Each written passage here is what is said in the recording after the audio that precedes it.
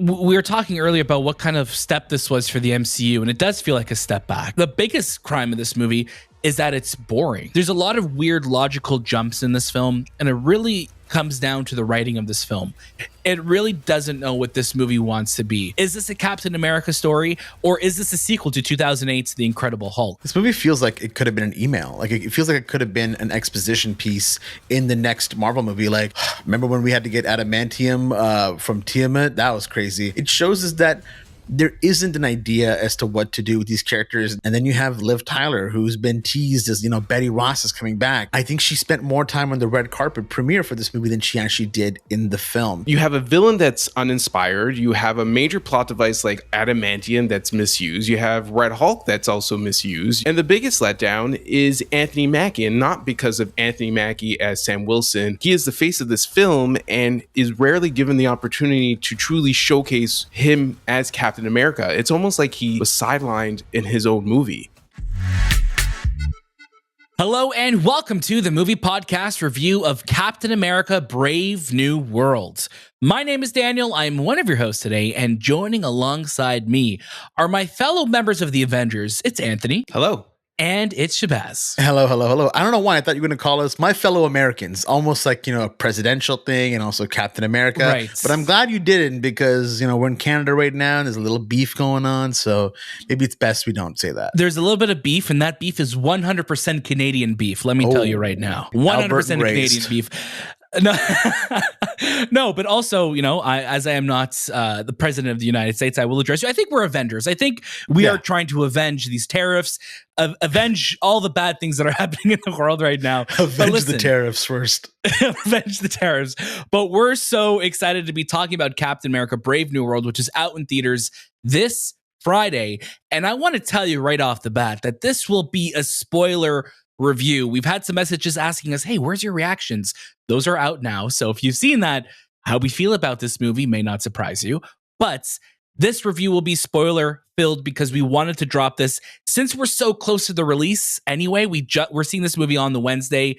It is out for the world on the Thursday. We wanted to get you our spoiler-filled reaction. So if you are leaving the theater, or if you want to know what this movie is all about before going into it, we got you covered here. Of course, this is the movie podcast. You can catch brand new episodes all throughout the week with new interviews, reviews, and all the latest movies and series. If you want to keep the conversation going, make sure you check out our show notes. We have our Discord channel in there. We just opened up our Brave New World spoiler chat room.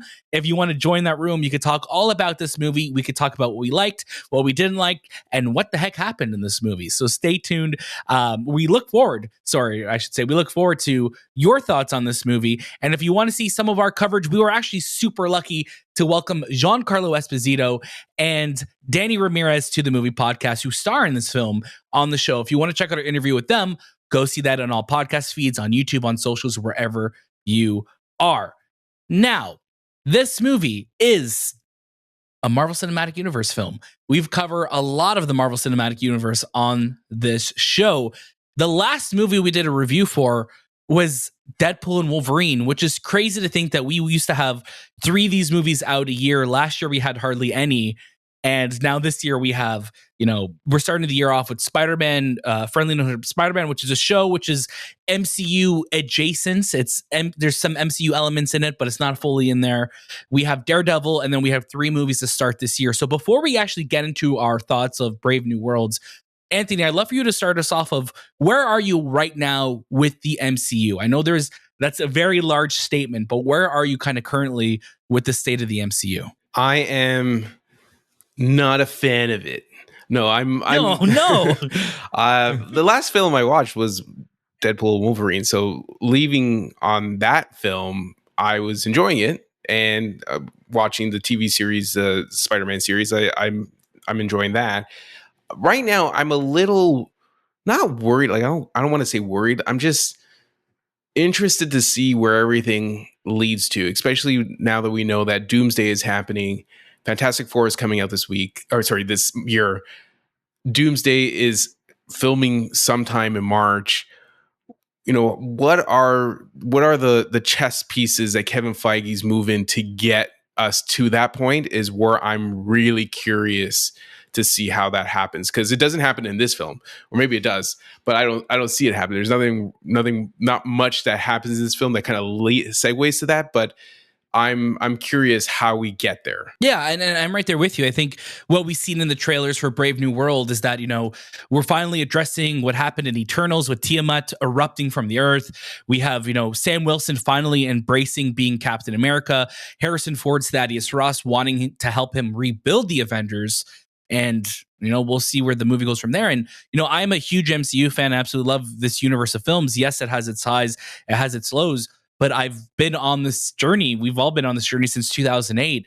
And I'm constantly rooting for this universe. And typically I'm a lot more forgiving of this universe. So to be on the end where we are today, it definitely sucks, but we're going to talk all about it. Shahbaz, how about for yourself? How are you feeling about the MCU? I was thinking about this in the drive over here, and kind of like what you guys are just saying, especially Daniel right now, what you just said. Like, I love Marvel movies. I watch them so often. I'm going through a rewatch right now with my wife of the MCU, and I'm really having a good time. And I will defend a lot of this, a lot of these movies as much as I possibly can, up to my ability of them. A lot of the times, the stuff that you kind of see online, people taking out of context lines and out of pocket lines from the movies and just being like, oh, this is what the MCU is, or this is what Marvel movies are. And it's easy to hate, and I totally get it. And you know what? You guys have your moments. This is probably the first time where I actually saw that viral hate online, that people that always what they compare Marvel movies to bleed into what this movie is. And I'm really excited to obviously get into more about our reactions to this film. But where I am as an MCU fan, I'm still high. I'm still good. Like, I still love Marvel movies. I'll go watch them in the theater. I have no problem doing that.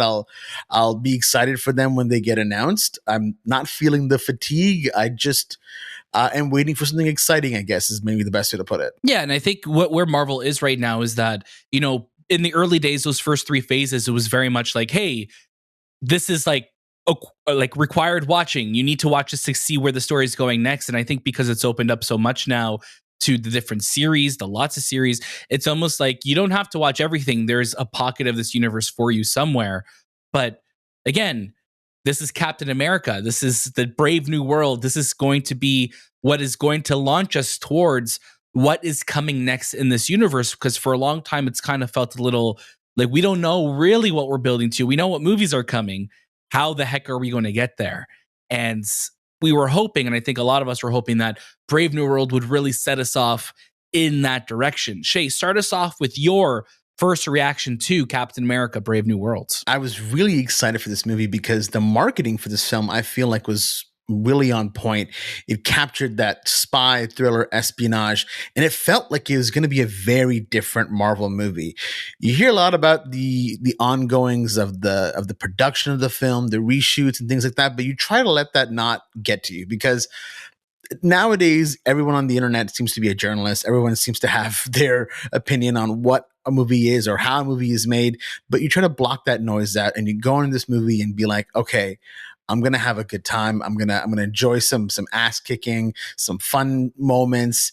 But then you get into Captain America: Brave New World, and it's just messy. It's got weak writing, some of the clunkiest dialogue I have heard in a Marvel movie. Dialogue that feels like it was written by trolls online. Very directional storytelling. It's extremely confusing. It feels like it's trying to tell one element of a story over and over and over again until it just kind of beats you over the head with it. And you're kind of stuck there wondering, what are you trying to do? What is this movie about? It doesn't really push the MCU forward. It doesn't even push it anywhere at all. Like, if anything, it kind of pushes it back. It shows us that there isn't an idea as to what to do with these characters. There wasn't a plan as to what to do with the celestial being coming out of the water, because a lot of that stuff is in this movie, and it barely lasts a second. The sequence that you kind of see with Tiamat in the water coming out, that's a small portion of the film. It's not really even talked about that much either. Red Hulk, as you can imagine, also barely in the film. Not much of a moment, really. Just probably maybe the highlight, and I say the highlight of the film because that was probably the only time where I felt like visually something this movie looked good, and that was just Red Hulk itself. But the rest of the film, like, it's kind of bland looking. It looks kind of ugly, not super washed out, but you really start to feel that towards the end of the film. It's almost as if the reshoots start to bleed in. Characters like Sidewinder, played by Giancarlo Esposito, really kind of feels disconnected from the rest of the story and is just kind of happening, and that really feels like it's part of the reshoots. And then you have Liv Tyler, who's been teased as, Betty Ross is coming back. I think she spent more time on the red carpet premiere for this movie than she actually did in the film. And that's why I'm feeling so upset and disappointed by this movie. I'm not, I'm one of those people that's like, oh, the MCU is bad, I'm done with the MCU. No, it's just, this is not a good movie. I did not enjoy my time with it, and I'm very disappointed as to how the outcome of this movie is, because there's potential here. I think Anthony Mackie is great. I think he's a really good Captain America, and I really want to see more of him.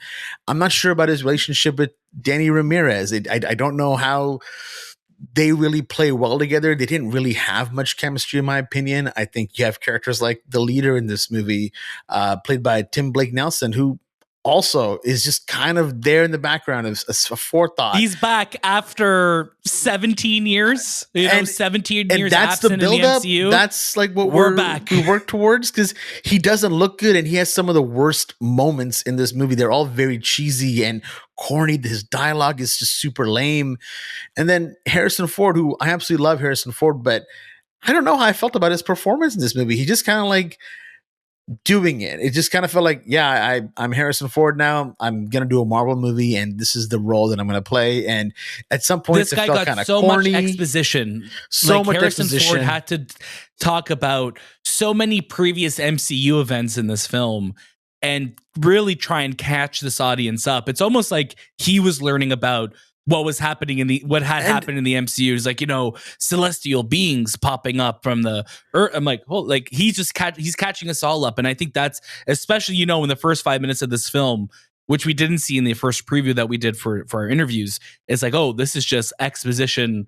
Let's get everybody caught up on what's happened in Falcon and Winter Soldier, in the Incredible Hulk, in Eternals, in everything with the MC. It's like, oh, we're getting a lot of information dropped on us. And of course, rest in peace to the fantastic William Hurt, who obviously was playing, Thunderbolt Ross in the previous films, and Harrison Ford took over. But there's a moment in this movie where I guess it's kind of taking place after the Incredible Hulk in a way. So you're seeing younger Harrison Ford, and I'm using air quotes right now because it's not really that much younger, and he's got a mustache and his hair's all spiked up, and it looked like a parody. It looked so bad, and we all started just laughing at this is meant to be a serious moment, but it looked just silly. Like, there's a lot in this movie that doesn't work. I think you have characters like Ruth that come in, and she doesn't really fit into the story either. It doesn't make sense what she's doing there, and her arc is just clearly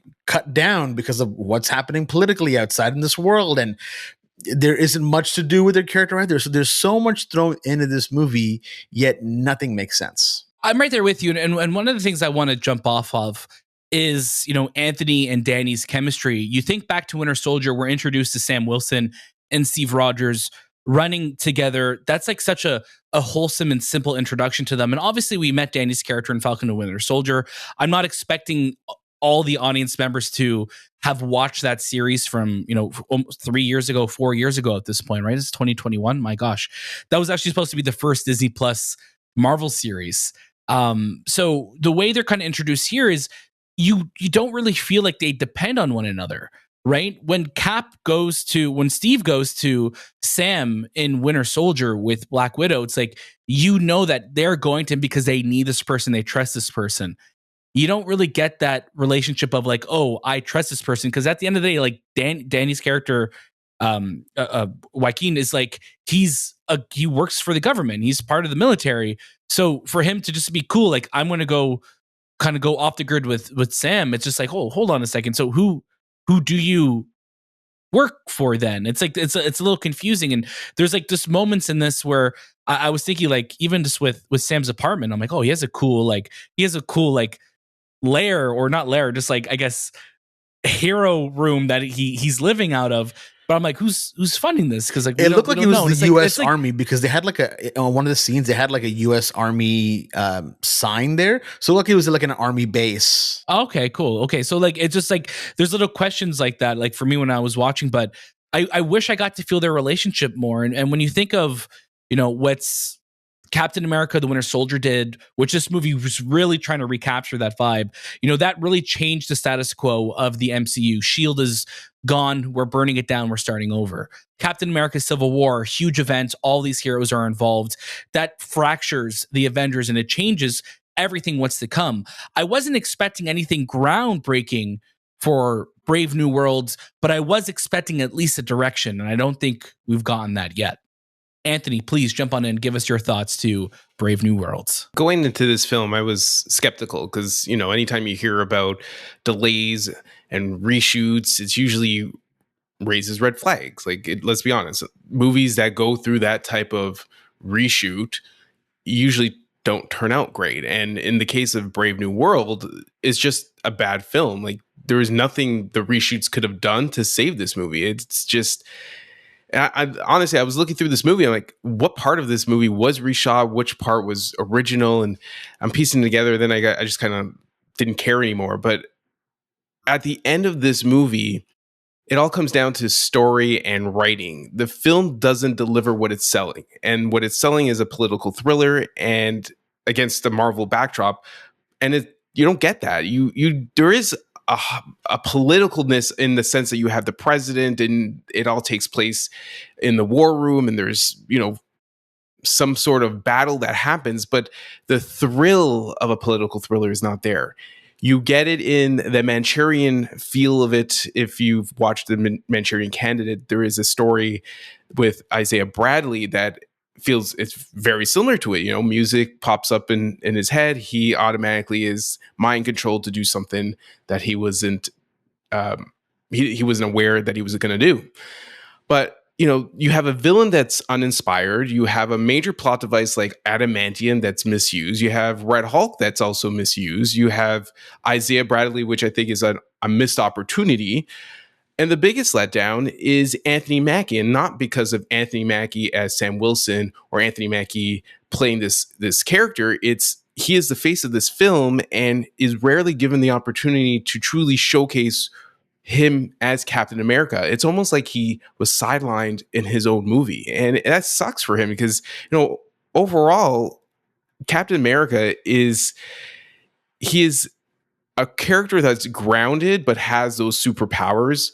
His stories that shine in the comic world are the ones that involve the espionage, the back dealings of the political world. They're not like the sci-fi adventures or the monsters. It's more of like the Hydra, the Red Skull, those things that kind of happen in the background. But overall, like, it lacked the charisma you wanted from an MCU, and also the evolution of what an MCU film should look like. And as a fan of Marvel Comics and as a fan of the MCU as a whole, I was thoroughly disappointed. We were talking earlier about what kind of step this was for the MCU, and it does feel like a step back. It really does feel like a step back for the Marvel Cinematic Universe. And this movie, was scheduled to come out before.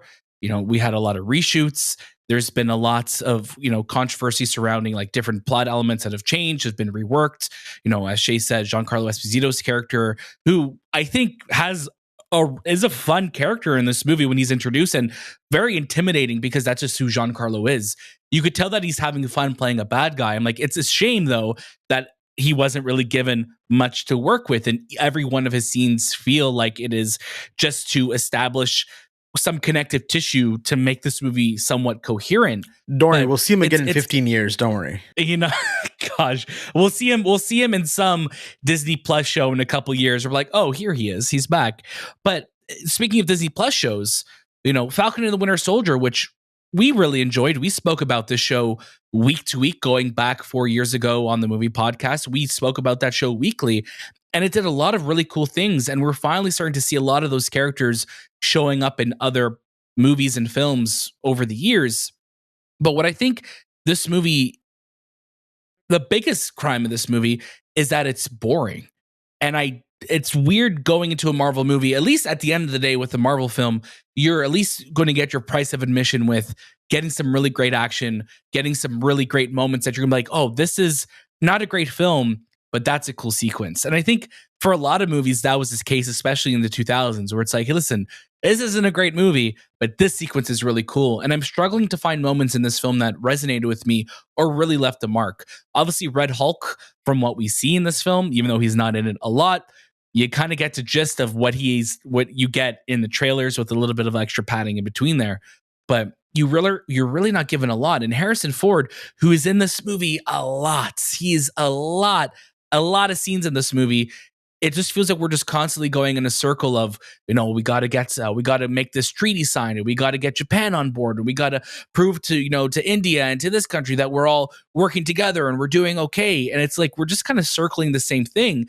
And I think someone who I was really upset in this film that was kind of brought into this was Isaiah Bradley. He had such an incredible arc and story told in Falcon and the Winter Soldier, and to bring Carl Lumbly into this film, yes, he was a great performance, but he's not given much to do because you sideline him so quickly with the Manchurian Candidate story point. We have this music that plays, this flashing that plays. All of a sudden, he's going to do whatever the leader wants him to do. And it's unfortunate that he's given so little to do in this film. And the reasoning for him going to the White House, and we could really point by point pull this movie apart. There's a lot of weird logical jumps in this film, and it really comes down to the writing of this film. It really doesn't know what this movie wants to be.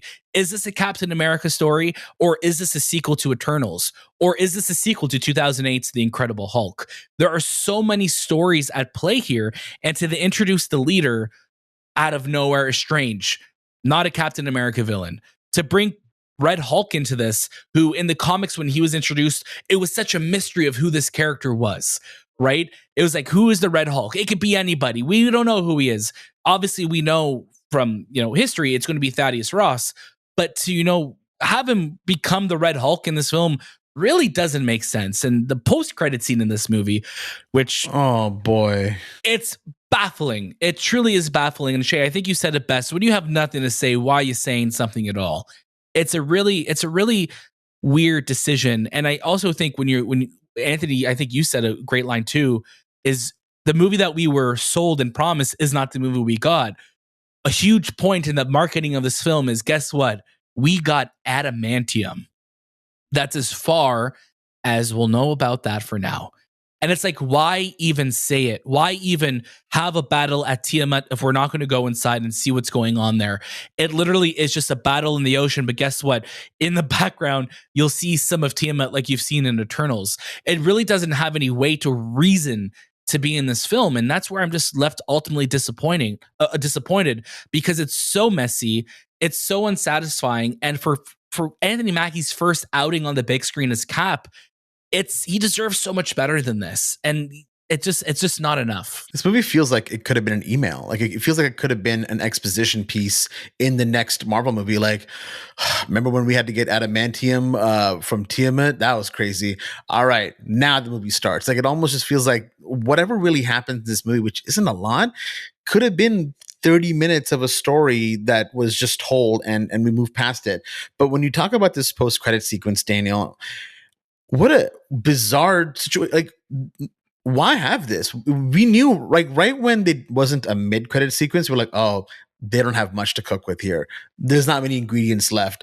We get to this post-credit sequence, which felt very much to me like when we had the Multiverse of Madness post-credit sequence, where you're getting one scene and then it kind of just retcons the other one.